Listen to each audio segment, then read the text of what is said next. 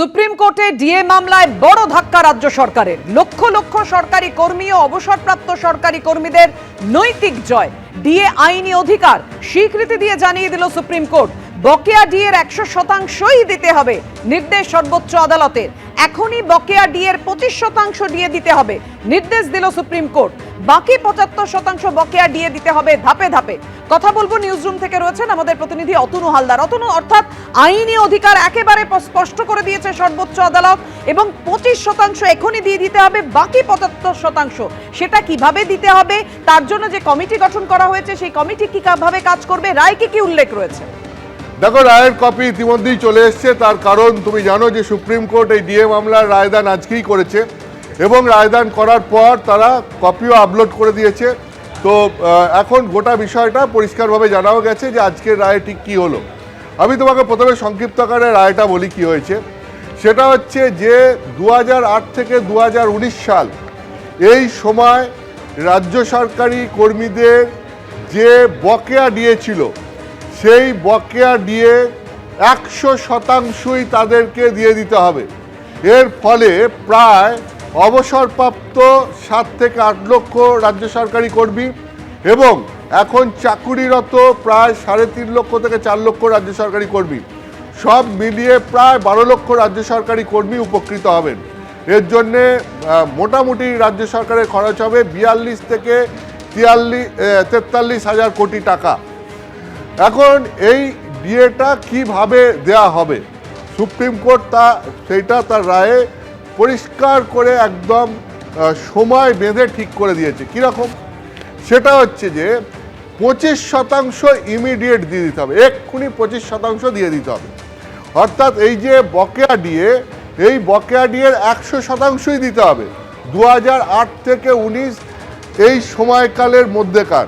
এই সময় যারা চাকরি করেছেন, যারা চাকরি করে অবসর নিয়েছেন, প্রত্যেকের জন্য এই রায় প্রযোজ্য এবং এই ডিএটা 100%ই দিয়ে দিতে হবে। যতটা বকেয়া আছে ততটাই দিয়ে দিতে হবে, তার 25% এখনই দিয়ে দিতে হবে।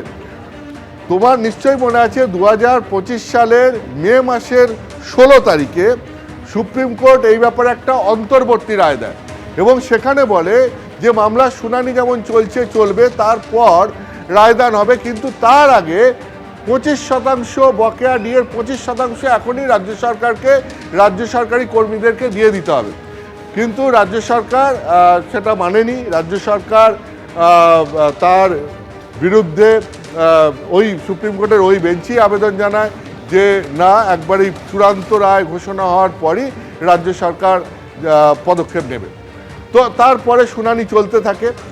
সেই অন্তর্বর্তী রায়ে যেটা বলা হয়েছিল যে 25% দিয়ে দেওয়ার কথা, সেই রায়েরই এই 25% মানে ওই বকেয়া ডিএর 25% আজকের রায়তেও, চূড়ান্ত রায়েও সেইটা ইমিডিয়েটলি রাজ্য সরকারি কর্মীদেরকে রাজ্য সরকারকে দিয়ে দেওয়ার জন্য নির্দেশ দেওয়া হলো। বাকি রইল কত? 75%। তাহলে বকেয়া ডিএর 75% রাজ্য সরকারি কর্মীরা কবে পাবেন? রায়ের কপিতে যেটা বলা হচ্ছে যে বকেয়া ডিএর 75% সেটা ধাপে ধাপে রাজ্য সরকারি কর্মীদেরকে রাজ্য সরকার দেবে এবং এইটা কবে দেবে, কতগুলো ধাপে দেবে, এইগুলো আলোচনা করে রাজ্য সরকারের সঙ্গে আলোচনা করে সিদ্ধান্ত নেওয়ার জন্য সুপ্রিম কোর্ট একটা কমিটি তৈরি করে দিয়েছে। সেই কমিটিতে সুপ্রিম কোর্টের একজন অবসরপ্রাপ্ত বিচারপতি, দুজন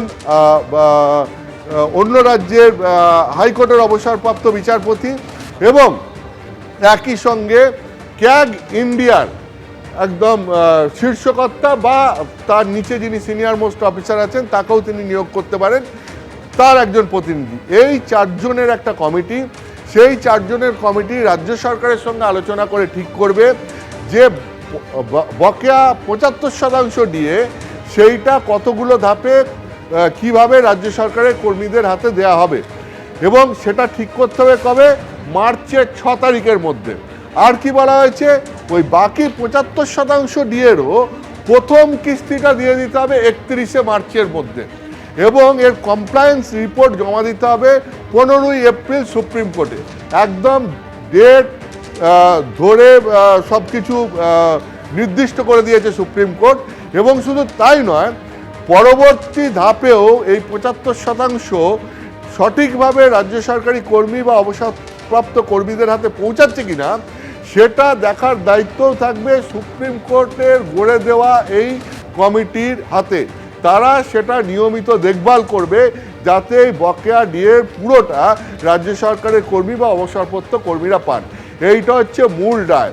এখন এই রায়ের একটা সবথেকে বড় দিক সেটা রাজ্য সরকারের কর্মীরা মনে করছেন এতে তাদের বড় নৈতিক জয় হলো, যে এই রাজ্যের দয়ার দান এখন আর ডিএ রইল না, এটা তাদের অধিকারের মধ্যে পড়ছে এবং all India consumer price index ধরে তারা যে ডিএ পাওয়ার দাবি জানাচ্ছিলেন সেইভাবেই তাদেরকে এই বকেয়া ডিএ দেওয়ার কথা বলা হয়েছে এবং সেটাই একদম সুপ্রিম কোর্ট এর আগে হাইকোর্টেও যে রায় হয়েছিল সেই রায় বহাল রেখে সেই নির্দেশ দিয়েছে। অর্থাৎ এটা রাজ্য সরকারের কর্মীদের একটা বড় জয়।